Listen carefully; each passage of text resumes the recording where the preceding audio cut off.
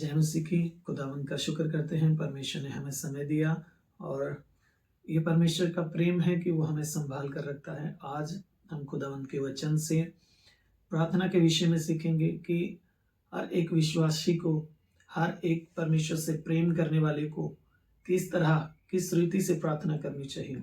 प्रार्थना के बहुत से तरीके हैं, आप किसी भी तरीके से प्रार्थना कर सकते हैं। महत्वपूर्ण तरीका क्या है, हम उससे जानने के लिए आज कुछ वचनों को देखेंगे।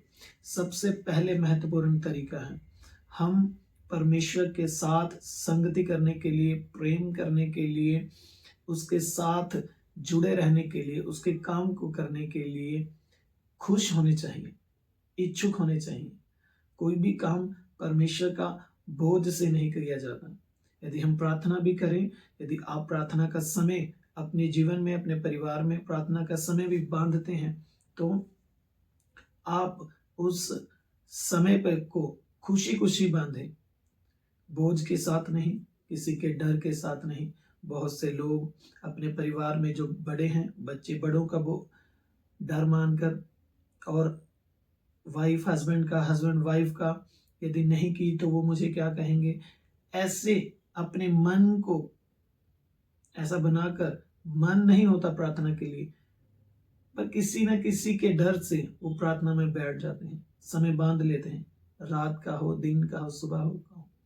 पर परमेश्वर आपसे बोझ के लिए, बोझ के साथ कुछ भी करवाना नहीं चाहता। वो चाहता है कि आप उससे खुशी खुशी संगति करें, उसके अगर सम्मुख आए, प्रार्थना करें, तो आप अपने मन से खुश होकर आए।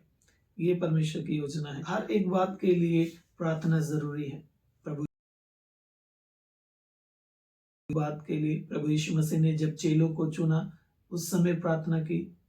जब वो क्रूस पर आखिरी सांस ले रहे थे, तब भी उन्होंने प्रार्थना की।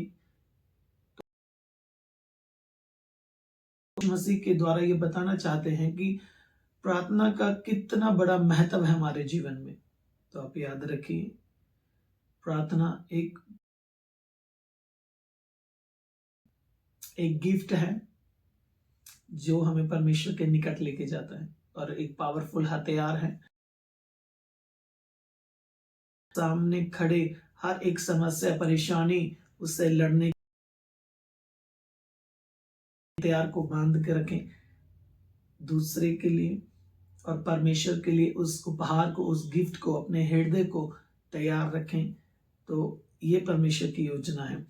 देखिए, प्रभु यीशु मसीह ने प्रार्थना की, हमें भी प्रार्थना करने की जरूरत है। हन्ना ने प्रार्थना की,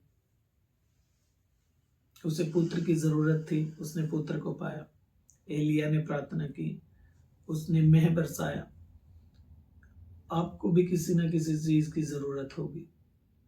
आप चाहते हैं कि वो आपके लिए हो, पर आप ये नहीं चाहते पड़े। सबसे महत्वपूर्ण यही बात है कि हमें परमेश्वर के साथ समय बिताना पड़ेगा। हमारी प्रार्थनाएं सुनी जाएंगी, परमेश्वर हमारी ओर ध्यान देगा। कब? जब हम हृदय से खुशी खुशी यीशु मसीह के पास आएंगे। प्रार्थना हमारी ऐसी है, जस्ट 2 मिनट, 4 मिनट, 5 मिनट, और हम चाहते हैं कि परमेश्वर हमारे लिए हर एक वो बड़े काम को करे। तो आप याद रखिए, प्रार्थना हमें परमेश्वर के सम्मुख लेके जाते हैं, और दाऊद कहता है कि हमारी प्रार्थनाएं परमेश्वर के सम्मुख सुगंधित धूप के समान हो, कि उसे पसंद आए, हमारी प्रार्थनाओं से खुशबू आए, बोझदायक नहीं लगे। आप देखिए, अगर आपके जीवन में आपने कोई किसी विषय के लिए, किसी भी एक बात के लिए प्रार्थना की, अगर आपकी प्रार्थना का उत्तर आ गया तो ठीक है, वरना आप अपने मन को कठोर कर लेते हैं और आप प्रार्थना करना बंद कर देते हैं। ये स्वभाव नहीं है हमारा एक मसीहत में जीने का। मसीहत में जीने का स्वभाव है कि हम प्रार्थना में लगे रहें। प्रभु यीशु मसीह ने एक दृष्टांत दिया, लूका उसके 18 अध्याय में, उसकी पहली आयत से 8 आयत तक प्रार्थना के विषय में दृष्टांत दिया गया है। आपने शायद पढ़ा भी होगा, पर फिर भी मैं उसका, परमेश्वर के दृष्टांत देने का मकसद और मतलब क्या है, कि वो हमें क्या सिखाना चाहता है। उसकी पहली आयत में लिखा है, फिर उसने इसके विषय में कि नित्य प्रार्थना करना और हयाव ना छोड़ना चाहिए, उनसे यह दृष्टांत कहा। किसके विषय में कहा? ये जो दृष्टांत यीशु मसीह ने दिया है, ये उनके लिए दिया जा रहा है कि आप नित्य प्रार्थना करते रहें, आप हयाव ना छोड़ें। आप एक बार किसी विषय के लिए प्रार्थना करें और आप उस विषय को, अगर आपको जो चीज चाहिए, यदि वो आपको मिल जाए तो आप खुश हैं, यदि नहीं मिले तो आप दुखित हो जाते हो, हयाव छोड़ देते हैं। परमेश्वर इसीलिए दृष्टांत देने से पहले उसके बारे में बता रहा है कि वो किस विषय में बता रहा है। वो बता रहा है कि आप नित्य प्रार्थना में लगे रहें और हयाव ना छोड़े। उसके अगली आयत में लिखा है, किसी नगर में एक न्यायी रहता था जो ना परमेश्वर से डरता था और ना किसी मनुष्य की परवाह करता था। उसी नगर में एक विधवा भी रहती थी जो उसके पास आकर कहा करती थी, मेरा न्याय चुकाकर मुझे मुद्दई से बचा। कुछ समय तक तो वह ना माना, परंतु अंत में मन में विचार कर कर कहा, यद्यपि मैं ना परमेश्वर से डरता हूं और ना मनुष्य की कुछ परवाह करता हूं, तो भी यह विधवा मुझे सताती रहती है, इसलिए मैं उसका न्याय चुकाऊंगा। कहीं ऐसा ना हो कि घड़ी घड़ी आकर अंत को मेरी नाक में दम कर दे। वो बार बार जाती थी। उसे ये भी मालूम था कि ये परमेश्वर का डर नहीं मानता, इसका स्वभाव अच्छा नहीं है, ये किसी से भला नहीं है। फिर भी वो लेडीज, वो स्त्री बार बार उस व्यक्ति के पास जाती थी और वो कहती थी कि मेरा न्याय चुका, मुद्दई से मुझे बचा ले। यदि आपको समझ में आए तो आप परमेश्वर की महानता को देखिए, उस लेडीज के हयाव को देखिए कि वो एक दुष्ट व्यक्ति के सम्मुख भी बार बार जाकर अपनी बात को रख रहे हैं।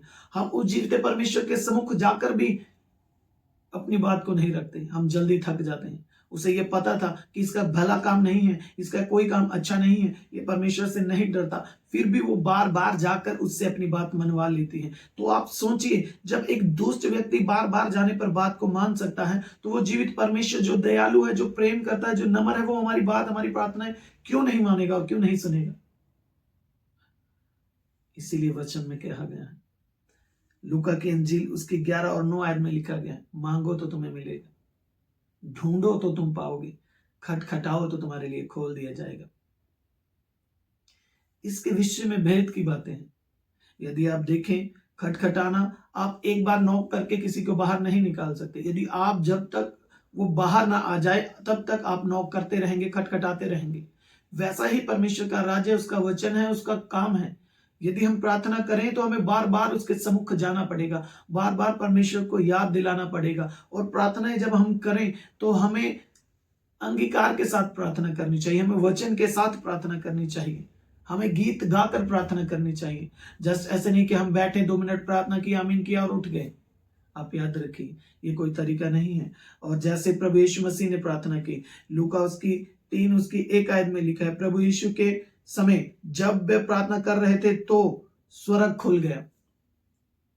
जब प्रभु यीशु मसीह को बपतिस्मा दिया गया, जब उन्होंने प्रार्थना की बपतिस्मा लेने के बाद, और स्वर्ग खुल गया। आप याद रखिए, आपकी प्रार्थनाएं स्वर्ग को खोल सकती हैं यदि आप मन से करेंगे तो, यदि आप प्रेम से करेंगे तो। आप बोझ के साथ परमेश्वर के सम्मुख नहीं आएंगे। आप अपनी समस्याओं का, अपनी परेशानियों का बोझ लेकर यीशु मसीह के पास आ सकते हैं। आप परमेश्वर के वचन को बोझ मानकर, उसकी सेवा को, उसके काम को बोझ मानकर प्रभु यीशु मसीह के पास नहीं आ सकते। आप याद रखिए, परमेश्वर हमें जानता है, वो हमारी प्रार्थनाओं के द्वारा स्वर्ग को खोल देगा। और प्रार्थना हमारे लिए मार्ग, दिशा दिखाती है। यदि हम प्रार्थना करते किसी भी विषय के लिए, बार बार हम प्रार्थना करते हैं, हमारी प्रार्थनाएं हमारे लिए दिशा, परमेश्वर दिशा यानी मार्ग निकालता है, हमें दिशा दिखाता है कि हमें इस दिशा में जाना चाहिए। प्रार्थना ये सब काम करती है। यीशु मसीह ने जब चेलों को चुना तब उन्होंने ऐसा किया। चेलों को चुनने से पहले उन्होंने प्रार्थना की। आप याद रखिए, प्रार्थना का बहुत बड़ा महत्व हमारे जीवन में। हर एक काम प्रार्थना के द्वारा किया जा सकता है, और हर एक बड़ा काम प्रार्थना के द्वारा किया गया है, और आने वाले समय तक हर एक काम प्रार्थना के द्वारा किया जाएगा। यदि आपकी प्रार्थनाएं बलपूर्वक हैं, यदि आप परमेश्वर से प्रेम करते हैं, आपकी प्रार्थनाएं उत्तर लेकर आएंगी। आप प्रेम के साथ, आप प्रभु के वचन के प्रेम करने वाले हैं, आप खुश होकर यदि यीशु मसीह के सम्मुख आकर प्रार्थना करते हैं, तो आपके लिए मार्ग खुलेगा, तो आपको दिशा दिखाई जाएगी, तो आपके लिए स्वर्ग खुलेगा, तब हन्ना की तरह आप एक बड़ी आशीष को पाएंगे। तब एलिया की तरह आप जो कहेंगे वो होगा। यहोशू ने क्या कहा? यहोशू ने कहा, तुमने जो चुनना है चुनो, मैं अपने परिवार सहित नित्य यहोवा की उपासना किया करूंगा।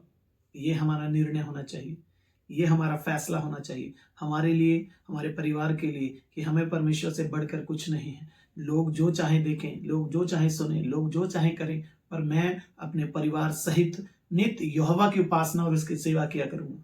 ऐसा हमारा फैसला होना चाहिए। बहुत से लोगों ने, जैसे यूहन्ना और पतरस ने प्रार्थना की, लंगड़ा व्यक्ति को चला दिया। हन्ना ने प्रार्थना की, पौलुस की आंखें खुल गई। प्रार्थना हमारी आत्मिक आंखों को भी खोल देती है। जैसे अलीशा ने प्रार्थना की, गेजी की आंखों को खोल दी, जो उसे पहले नहीं दिखाई दे रहा था।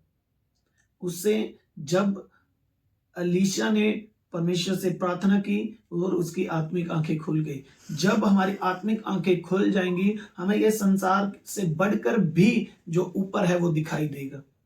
अभी हमें हमारी इन आंखों से इन संसार की चकाचौंध दिखाई देती है। अगर हमारी आत्मिक आंखें खुल जाएं तो हमें इस संसार से ऊपर जो स्थान है, जो हमारे लिए आशीषें हैं, जो ऊपर से खुदावंद ने हमारे लिए तय की हैं, वो दिखाई देंगी।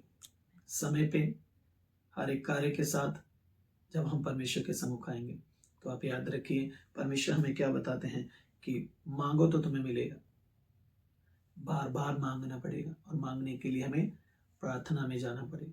ढूंढो तो तुम पाओगे, बार बार ढूंढना पड़ेगा।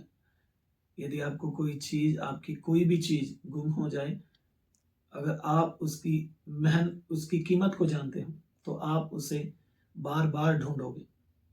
परमेश्वर का प्रेम, उसका वचन और उसका दिया हुआ जो हमें ये जीवन है, ये बहुत बहुमूल्य है। तो आप उसके पास रहने का मौका बार बार ढूंढिए, बार बार ढूंढिए उसके सम्मुख जाने का, और खटखटाओ तो तुम्हारे लिए खुल जाएगा। यदि जब हम मांगे कि पिता हमें अपने घर में आने दे, और फिर हम उस द्वार को ढूंढे कि वो द्वार कहाँ है, और जब द्वार मिल जाए तो हम जब उसे खटखटाएं तो परमेश्वर हमारे लिए खोलेगा। वो द्वार हमारी प्रार्थनाओं के द्वारा खुलेंगे। हमारी प्रार्थनाएं उन द्वारों को खोल देंगी, हमारी प्रार्थनाएं आत्मिक आंखों को खोल देंगी हमारे लिए, हमारी प्रार्थनाएं स्वर्ग को खोल देंगी, हमारी प्रार्थनाएं आशीषों को खोल देंगी। वचन कहता है कि जब एक दुष्ट व्यक्ति जो परमेश्वर को नहीं जानता, उसके वचन का डर नहीं मानता, वो एक बार बार आने वाली स्त्री का न्याय चुका सकता है। यदि हम परमेश्वर के सम्मुख बार बार जाएंगे, हम अपनी प्रार्थनाओं को परमेश्वर के सम्मुख बार बार लेके जाएंगे, जब हम बार बार प्रभु से कहेंगे, तो वो हमारा न्याय क्यों नहीं चुकाएगा? तो वो हमारी प्रार्थनाओं को क्यों नहीं सुनेगा? मैं तुमसे कहता हूं, वह तुरंत उनका न्याय चुकाएगा। तो भी मनुष्य का पुत्र जब आएगा, तो क्या वह पृथ्वी पर विश्वास पाएगा?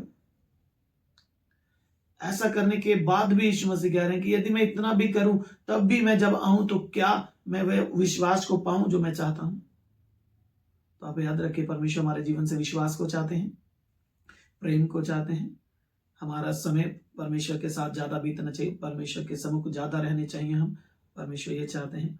और हमारी प्रार्थना हमारे लिए द्वार को खोल देंगी। ज्यादा समय आप प्रार्थना में बिताएं, और सबसे महत्वपूर्ण बात है, जो समय आप बिताएं, चाहे वो 2 घंटे हो, 1 घंटा हो, आधा घंटा हो, 15 मिनट हो, आप प्रेम के साथ फ्री होकर मन से परमेश्वर के पास आए।